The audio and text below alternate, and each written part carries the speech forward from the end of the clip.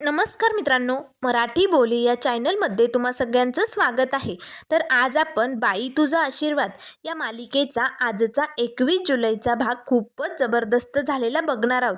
कारण इथे आता यशादाने अवनीच्या मनातील राजाचा गैरसमज दूर करताच अवनी आता राजाला माफ करणार हे सगळं आपल्याला बघायला मिळणार आहे.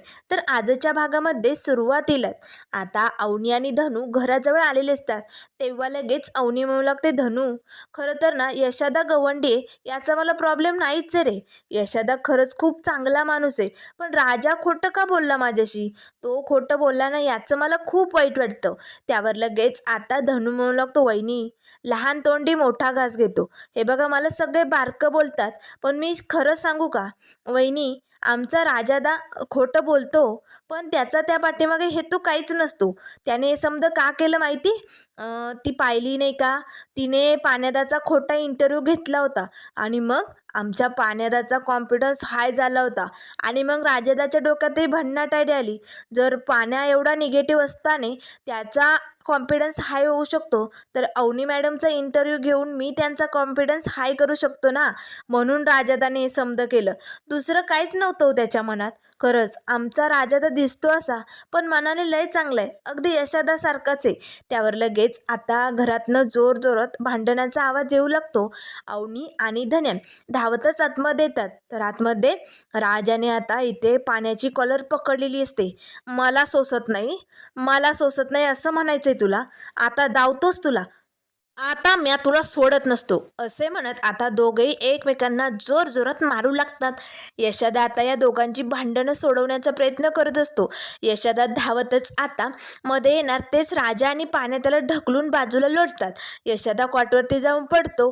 तेवढ्यात अवनी आणि धनू दरवाजात येतात. यशादा पुन्हा मध्ये येताच आता राजा जोरदार दिशी पाण्याच्या कानाखाली ओढणार. तेच आता आपला यशादामध्ये आलेले असतो. यशादाचा खडकन आता राजाच्या हातनं कानाखाली ओढलेली असते. आता मात्र राजा सगळ्यांना धक्का बसतो. यशदाच्या डोळ्यातनं पाणी येतो. तो आपल्या गालावरती हात लावतो आणि अवनीकडे बघू लागतो. अवनीलाही खूप वाईट वाटतं. त्याच वेळेस आता लगेच अवनी म्हणू लागते, राजा. त्याच वेळेस धन्या पाण्या सगळे राजाकडे रागाने बघू लागतात, कारण आज आपल्या यशदाला राजाने मारलंय. तेव्हा लगेच आता यशदा म्हणू लागतो, अवनी अवनी तुम्ही गैरसमज करून घेऊ नका. हे बघा, राजाने चुकून मारलंय हो मला, म्हणजे तसं काही समजू नका. लहानपणापासून ना मी यांचा मार खातच आलोय. कसं आहे ना, यांनी भांडायचं, मी यांची भांडणं सोडवायला जायचं, असं चालूच असतंय. त्यामुळे तुम्ही मनावर घेऊ नका, मी आलोच हा, असे म्हणत आता रडतच यशदा किचनमध्ये येतो. आता यशदाला खूप वाईट वाटलेलं असतं, पण औंढा गिळत आता यशदा जणू काहीतरी कामाला सुरुवात करतो. तेवढ्यात त्याच्या पाठोपाठ धन्या येतो. यशदाकडे बघू लागतो. अवनीला मात्र आता राजाचा खूप राग आलेला असतो. अवनी खूपच भडकलेली असते बरं का. त्याच वेळेस आता पाण्या मात्र रागाच्या भरात घराबाहेर पडतो.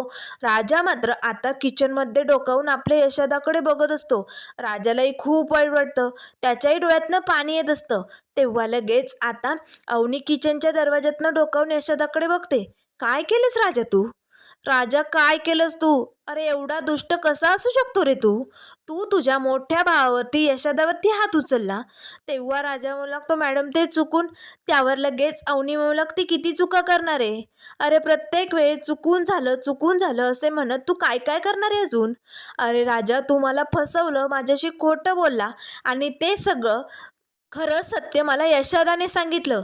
खरं तर हे सगळं खरं तू सांगायला होतं, कारण खोटं तर तू बोलला होता ना. पण नाही, यशादाने खरं सांगून माझी माफी मागितली. पण मोठ्या मनाने मी तुला माफ करणार होते राजा, कारण कारण या सगळ्या पाठीमागे तुझा कुठलाही हेतू नाही आहे, म्हणून तू हे सगळं केलं असं वाटलं होतं. म्हणून मी तुला माफ करणार, पण त्याआधीच तू घरी आल्यानंतर हे जे केलंय ना, त्यामुळे आता मी तुला माफ करणार नाही आहे राजा. राजा, अरे तू असं करूच कसं शकतो? यशादा किती काय काय करतोय तुमच्यासाठी. तो मोठा भाऊ आहे तुमचा. या घरात हवं नको ते सगळं यशादा बघतोय. त्याने तुमच्यासाठी त्याचं शिक्षण सोडलंय, मोलमजुरी करून तो कष्ट करून तुमचं घर चालवतोय, तुमच्यासाठी स्वयंपाक बनवतो, धुणी भांडी करतो. अरे तुमच्या घशात घास जात नाही तोपर्यंत त्याच्या पोटात कधी अन्न गेलेलं नाहीये, आणि तुम्ही तुम्ही त्याला असं मारता? राजा, अरे मी तुला चांगलं मित्र मानत होते, तुझ्यावरती विश्वास ठेवून मी या घरात आले होते. पण आज आज तू जे काही वागलाय ना, त्यानंतर मित्र काय, तू शत्रू म्हणण्याचा सुद्धा लायकीचा नाही आहे. आणि मला तर आता तुझ्याशी बोलायचंच नाही आहे राजा. असे म्हणत अवनी तिकडनं निघून जाते. राजा उठतो, मॅडम थांबा. पण अवनी मात्र एक नाही दोन नाही खूप भडकलेली असते. राजा डोक्याला हात लावतो. हे सगळं काय होऊन बसलंय? सगळं काही विस्कटतच चाललंय. देवी आई, मला यशोदाला मारायचं नव्हतं ग. मी पाण्याला मारणार होतो, पण मध्ये यशोदा आला. चुकून माझ्याकडून त्याच्यावरती हात उचलला गेलाय. देवी आई, मी खरं बोलतोय. मी यशोदाला नव्हतो मारणार. पण आता अवनी मॅडमला काय सांगू मी? आता यशोदाला कसं तोंड दाखवू? असे असंख्य प्रश्न राजाला पडलेले असतात. त्याच वेळेस इकडे आता धोंडी अण्णांच्या घरात जो काही तमाशा चालू असतो, तो सगळा आता घराच्या बाहेर उभी राहून या कावळीनीने आणि या दत्त्याने ऐकलेला असतो. आता सुली आणि दत्त्या लय खुश होतात. दत्त्या, बघितलं, भांडणाला सुरुवात झाली. अरे दांगटाची पोरं भांडायला लागली म्हटल्यानंतर घर फुटणार. आता मज्जाच मज्जा येणार.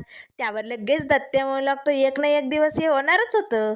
अगं या धोंड्याच्या पोरांना लहानपणापासून सवय, ते मांजराच्या पिल्ल्यासारखं एकमेकांच्या मानेवरती बसायचं आणि मग एकमेकांची मानगूट पकडायची. एवढंच जमतं त्यांना. हे काय आजचं नवीन आहे का? अरे हे पहिल्यापासूनच होतंय सुले. त्यावर सुली म्हणू लागते, नाही नाही दत्त्या, अरे आज तर नवीन आहे. कारण आता घरात सुनबाई आली ना, आणि तिच्यासमोर हा सगळा तमाशा चाललाय. म्हटल्यानंतर आता ती पोरकी काय इकडे तिकट नाही.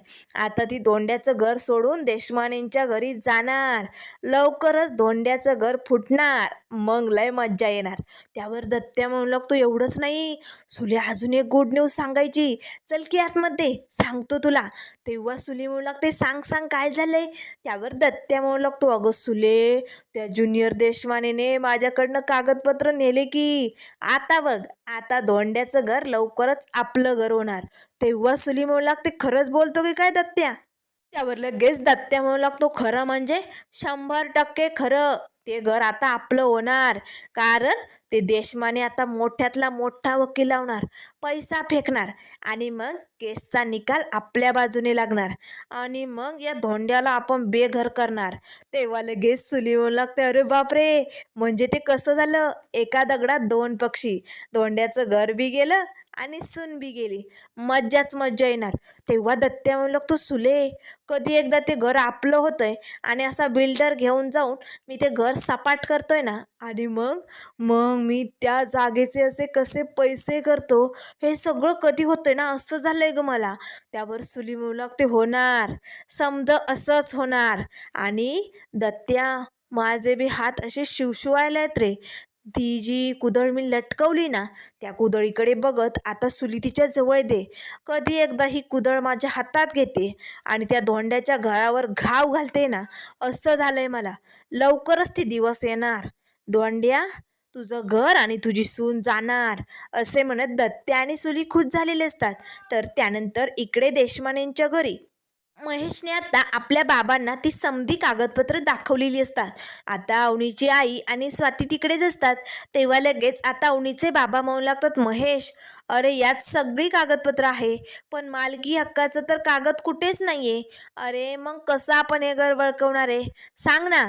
त्यावर लगेच आता महेश म्हणू लागतो, बाबा काळजी करू नका. त्या लोकांच्या नावावर घर जरी नसलं ना, तरी पण त्यांना स्टे ऑर्डर मिळाली आणि आपण त्यानुसार काही करू शकतो तर. त्यावर लगेच आता अवनीचे बाबा म्हणू लागतात, महेश, एवढ्या दिवसापासून माझ्याबरोबर काम करतोय. अरे स्टे ऑर्डरपेक्षा मालकी हक्क महत्त्वाचा असतो. अरे स्वतःच्या नावावरती घर नाही आहे, मग ते कसं बळकवणार आहे आपण? त्यावर लगेच आता महेश म्हणू लागतो, बाबा काहीतरी नक्कीच होऊ शकतो.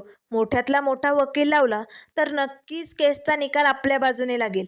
त्यावर लगेच देशमाने म्हणू लागतात, महेश, म्हणजे तुला काय म्हणायचंय?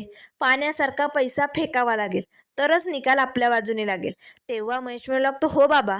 त्यावर आता लगेच देशमाने म्हणू लागतात, चालेल की. माझ्या मुलीला या घरात आणण्यासाठी पाण्यासारखा पैसा काय, मी काय बी करायला तयार आहे. फक्त त्या दांगटांचं छप्पर नष्ट व्हायला पाहिजे. एकदा का त्यांचं घर गेलं ना डोक्यावरचं, की अवनी आपोआप देशमानेंच्या या छपराचा आधार घेणार.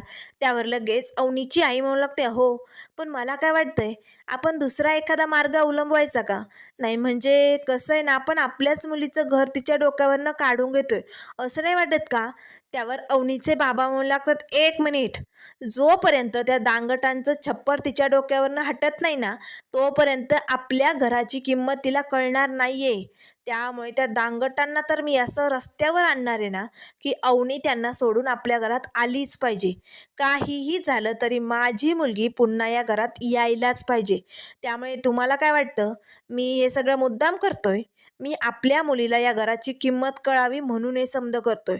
आणि तुम्हाला आठवतं, लहानपणी जेव्हा मुलं लहान असतात तेव्हा तुम्ही काय भीती दाखवायच्या मुलांना?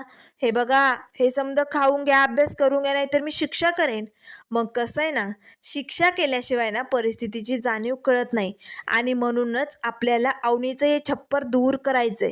तेव्हा तिला परिस्थितीची जाणीव होऊन श्रीमंतीची किंमत कळेल आणि मग ती आपल्या या देशमानेंच्या घरात पुन्हा येणार.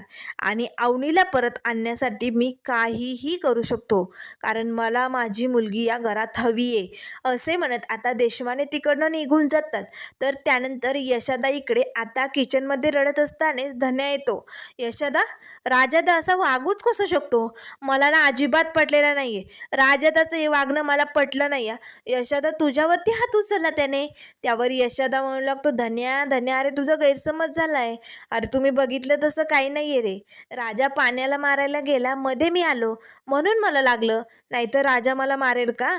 हे बघ, त्याच्याबद्दल असा गैरसमज करून घेऊ नको रे. तो खूप मनाने चांगला आहे रे. त्यावर धन्या म्हणू लागतो, यशोदा, अरे तू असं बोलूच कसा शकतो? त्याने तुला मारलंय. मला तर असं वाटतं त्याला जाऊन मारावं. त्यावर लगेच यशोदा म्हणू लागतो, धन्या, तो तुझा मोठा भाऊ आहे, जरा त्याचा मान ठेव. त्यावर धन्या म्हणू लागतो, त्याने ठेवलं त्याच्या मोठ्या भावाचा मान? तुला मारलं ना त्याने, मला नाही सहन होत रे. आता धन्या जोर जोरात भिंतीला आपले हात मारू लागतो, डोकं आदळू लागतो. धन्याला खूप वाईट वाटलेलं असतं. तेव्हा यशोदा त्याला पटकन आपल्या मिठीत घेतो. धन्या धन्या, शांत हो. अरे असं नाहीये रे, आपला राजा तसा नाहीये. तो मनाने खूप सरळ आणि चांगला आहे. त्याच्याकडनं चुकून झालं रे. तू वाईट वाटून घेऊ नको, चल बरं बाहेर. आता यशोदा लगेच धन्याला बाहेर घेऊन येतो. अवनी आता किचनमध्ये बसलेली असते. अवनी रडत असते, तिलाही खूप वाईट वाटलेलं असतं. तेव्हा लगेच आता यशोदा आणि धन्या येताच अवनी निघालेली असते. त्यावर यशोदा म्हणू लागतो, थांबा अवनी. त्यावर अवनी म्हणू लागते, यशोदा, मला हे अजिबात नाही आवडलेलं. हे सगळं कुणामुळे होते माहिती? हे सगळं माझ्यामुळे घडतंय, फक्त माझ्यामुळे. कारण यशोदा, जेव्हापासनं मी या घरात आले ना, तेव्हापासनं या घराची घडीच विस्कटली. तुम्हाला माझ्यामुळे चांगलं या घरात राहता येत नाहीये ना, माझ्यामुळे तुमच्यात भांडणं होत आहेत ना, हे सगळं माझ्यामुळे घडतंय ना. त्यावर लगेच आता अवनी रडू लागते. तेव्हा यशोदा म्हणू लागतो, अवनी अवनी, तुम्ही शांत व्हा बरं, आधी इथे खुर्चीवरती बसा. यशोदा पटकन आता अवनीला पिण्यासाठी पाणी देतो. हे बघा, तुम्ही समजताय ना, तसं काहीच नाही. आधी मी तुम्हाला सगळ्यात आधी नीट सांगतो, तुमचे 2 गैरसमज झालेत. एक म्हणजे पहिला गैरसमज, तुम्ही या घरात आल्यापासून या घराची घडी उलट चांगली झाली. अहो, या घरात कधी कोणी लवकर उठत नव्हतं. ही पोरं 9 ते 10 वाजेपर्यंत पसरायची, पण त्यांचं वळण तुम्ही बदललं. त्यांची त्यांची स्वतःची कामं करायला लागली, हे तुम्ही शिकवलं. मला जे आजवर जमलं नाही ते समजा तुम्ही करून आणलंय हो. आणि हे बघा, ह्या देव्याईकडे बघत मी सांगतो, या घरात बाईचा आशीर्वाद मिळाला आणि घराचं घर पण बदललं. तुमच्यामुळे काहीच होत नाहीये. हा पहिला गैरसमज मिटला ना तुमचा, हे सगळं आधीपासूनच होतंय. आणि दुसरं म्हणजे, तुम्ही आले म्हणून भांडणं होत नाहीये. खरं तर ही भांडणं ना आम्ही लहानपणापासून करतोय. लहानपणापासून आम्ही असंच भांडायचो आणि एकमेकांवरचं प्रेम व्यक्त करायचो. थोडक्यात प्रेम व्यक्त करण्याची ही आमची एक पद्धतच म्हणायची. कारण लहानपणी आम्हाला दापायला कोणीच नव्हतं ना हो. आई नाही आणि अण्णा अजिबात लक्ष देत नव्हते. त्यामुळे असं करू नको बाळा, असे मारामारी करू नये असं म्हणणारं कोणीच नव्हतं. मग आमचं आम्ही भांडायचो आणि असंच प्रेम व्यक्त करायचो. आजही राजा पाण्या भांडतात, पण मनापासनं नाही, अगदी वरवर. त्यांचं एकमेकांवरती खूप प्रेम आहे. आणि राजाच्या बाबतीत तुमचा मोठा गैरसमज झालाय. तुम्ही आलात, राजाकडनं माझ्या गालावरती चापट मारली गेली, पण त्याने मला नाही मारलं. तो पाण्याला मारायला गेला होता, पण मी मध्ये गेलो ना, म्हणून मला लागली. आणि हे बघा, लहानपणापासून असंच घडत आलंय. जेव्हा कधी भांडणं झाली तेव्हा त्या दोघांमध्ये मीच मार खाल्लाय हो. धन्या, सांग ना तू. तेव्हा धन्या मान डुलावू लागतो, हो. त्यावर लगेच यशोदा म्हणू लागतो, धन्या, अरे स्पष्ट सांग. त्यावर धन्या म्हणू लागतो, हो वहिनी, तुमच्यामुळे काहीच नाही होते. भांडणं झाली की लहानपणापासून असंच घडतं. यशोदा मध्ये जातो आणि त्यालाच मार भेटतो. पण राजादाने असं नव्हतं करायला पाहिजे. यशोदा मला पण नाही पटलं हे. त्यावर अवनी म्हणू लागते, हो ना, यशोदा तुम्हाला मारलं राजाने. राजा असं कसं करू शकतो? त्यावर यशोदा म्हणू लागतो, अवनी, राजाच्या बाबतीत खरंच तुमचा गैरसमज झालाय. राजा दिसतो तसा नाही हो. लहानपणापासून आमचा राजा अगदी थापाडा. जगासमोर आपल्या घरच्यांबद्दल, आपल्या भावंडाबद्दल मोठमोठ्या थापा फेकायच्या. काय बी खोटं बघायचं, श्रीमंती दाखवायची, मोठेपणा दाखवायचा, हे सगळं बघायचं आणि असंच जीवन जगायचं. अशी त्याला लहानपणापासूनच सवय होती हो. पण तुम्ही अचानक घरी आल्या ना, त्यामुळे त्याची चोरी पकडली गेली. मग पुढे काय करावं त्याला काही कळेनासं झालं. मग हे सगळं खोटं लांबतच गेलं आणि आज शेवटी मी तुम्हाला सगळं खरं सत्य सांगितलंय. पण राजाने हे जे केलं ना, त्या पाठीमागे त्याचा हेतू नव्हता हो. नाही म्हणजे तो जे काही करतो ना, त्याच्या पाठीमागे त्याचा हेतू नसतो, पण तो मनाने करतो हे सगळं. आपण कसं डोक्याने विचार करतो, तसं राजा डोक्याने नाही तर मनाने विचार करून चालणारा माणूस आहे. कसं आहे ना, त्याला दुसऱ्यांना हसवायला कसं जमेल ना, एवढंच तो बघतो. दुसऱ्यांच्या चेहऱ्यावरचा आनंद घेऊनच जगणं त्याचं जीवन आहे. पाठीमागं काय होणार आहे, पुढे काय होणार आहे, याचा तो विचार नाही करत हो. तो खरंच फसवणारा नाही आहे, तर दुसऱ्यांना हसवणार आहे. त्यामुळे अवनी, तुम्ही त्याच्याबद्दल जो गैरसमज मनात ठेवलाय ना, तो काढून टाका. हे सगळं त्याने तुमच्या चेहऱ्यावरती आनंद यावा, तुमच्या चेहऱ्यावरती हसू यावं म्हणून केलंय. खरं तर त्याचा हेतू काहीच नाही आहे या पाठीमागे. त्यावर लगेच अवनी आता विचार करू लागते. पहिल्यांदा जेव्हा राजा तिला भेटलेला असतो, तेव्हा कसा मुलांचा अभिषेक करायचा राजाने शिकवलेला असतो. अवनीच्या चेहऱ्यावरती आनंद आलेला असतो. त्यानंतर घरी इथे आल्यानंतर राजाने कितीदा अवनीला हसवण्याचा प्रयत्न केलेला असतो. हे सगळे क्षण आता अवनीला आठवू लागतात. तेव्हा लगेच आता राजा म्हणू लागतो, मॅडम, मी तुमचा नवरा नाही आहे, पण चांगला मित्र आहे. अशा प्रत्येक आठवणी तिला आठवू लागतात. खरंच राजा खूप मनाने चांगला आहे असं तिलाही वाटू लागतं. तेवढ्यात यशोदा म्हणू लागतो, पण राजा कुठे गेला? मी तुमच्याशी बोलत बसलो, मी त्याचा विचार केलाच नाही. खरं तर आज आपल्याला जेवढं वाईट वाटलंय ना, खरं तर अवनी तुम्हाला सांगतो, त्यापेक्षा 200% राजाला जास्त वाईट वाटलं असणार आहे. कारण तो मला कधी मारूच शकत नाही. मला मारण्याचा विचार त्याच्या मनात सुद्धा येणार नाही. लहानपणापासून मी जसं सांगत आलोय ना, तसंच राजा ऐकत आलाय. एक दिवस जर हा यशोदा त्याला बोलला ना, राजा, आज मी तुझा जीव घेणार आहे, तरी माझा राजा डोळे झाकून माझा मार खाईल तिथे उभं राहील, पण माझ्यावरती हात उचलणार नाही हो. खरंच मनाने खूप भारी आहे माझा राजा. तुम्ही त्याच्याबद्दल काही वाटून घेऊ नका. मी बघतो नेमकं तू कुठे गेलाय. कारण त्यालाही खूप वाईट वाटलं असेल. आता अवनीलाही टेन्शन येतं. राजाला मी नको नको ते खूप काही बोलले, माझाच गैरसमज झाला. मला वाटलं राजाने यशोदाला मारलंय, पण त्याच्याकडनं चुकून मारलं गेलं ना. मी राजाला नको नको ते बोलले.